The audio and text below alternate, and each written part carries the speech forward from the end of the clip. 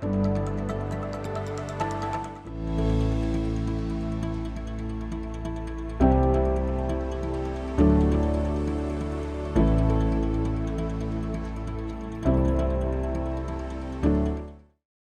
of all, on behalf of Bank of Industry,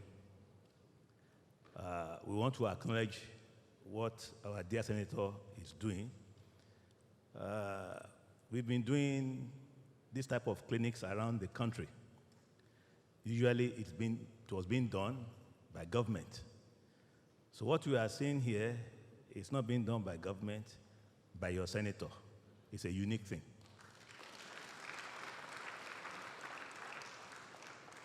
He had spoken about some of the what happened during COVID-19. But let me try to bring it home. For instance, the event centers. For most of last year, they were shut. But when you look at an event center, you just look at the event center. But there are many things that are associated with an event center.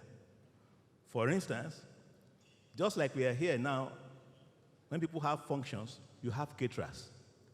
Caterers that prepare the food. You have people that supply the food. The time that the event centers were locked, those people were out of business. We used to have bouncers. The bouncers were out of business. We used to have decorators. They were out of business at that time. Even we used to have money changers. They will give you new currency, new notes for the old ones. They were out of business. Musicians were out of business. We had ushers. They were out of business. We had people who were making gele. For people who were going to those functions, they were out of business. We had dressmakers because the occasions, people were getting married, people were doing ashwabi, people were sewing those clothes, they were out of business. Security men were out of business. Cleaning companies that were, sometimes they get some of these boys to come and clean before the function. After the function, they were out of business. Equipment renters. Some people didn't have the equipment. All of these things, you paid for them, they were out of business. So just looking at event center alone, you'll be surprised how many people lost their jobs during that period. And you can replicate that in so many other small businesses. Airline business, small hotels, they were bleeding during this pandemic. And some have not recovered. Unfortunately, some will never recover because they have lost the businesses, they borrowed money to even pay back the loans they took had become a problem.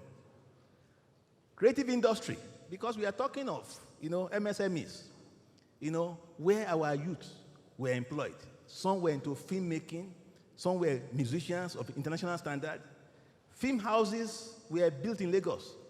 All these big screens. For most of the pandemic period, nothing was happening. Actors and actresses, nothing was happening. What was the result? A lot of youth were out of job.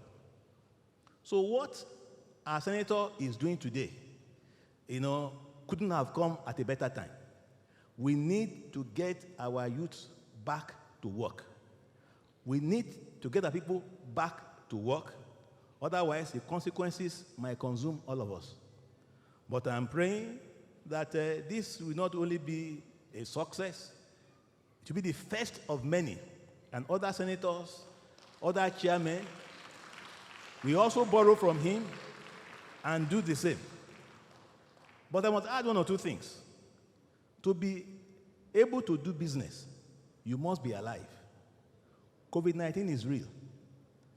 There is nobody here who has not lost somebody, either close to you, a friend, or relative. Lagos State has made available, and federal government, the vaccines.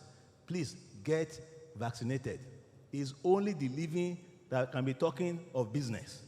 Dead men don't tell tales. So I pray that God will keep all of us alive. Now, talking about palliatives, a lot of our people love palliatives. But palliatives is just like giving you fish. It is better that you are taught how to fish so that when you want to eat, you go and fish by yourself. The program of today is teaching you how to fish. Knowledge is very important, but we also need to know that integrity matters when you're talking of entrepreneurship. For us at Bank of Industry, we have done a lot of these programs, and why they had failed, because I heard the Honorable Senator mention that we put down 100 million basically for soft loans. If you are taking loan at 6%, an environment, an economy where inflation is about 17%, that money is subsidy. At Bank of Industry, we will match whatever you give to the constituency.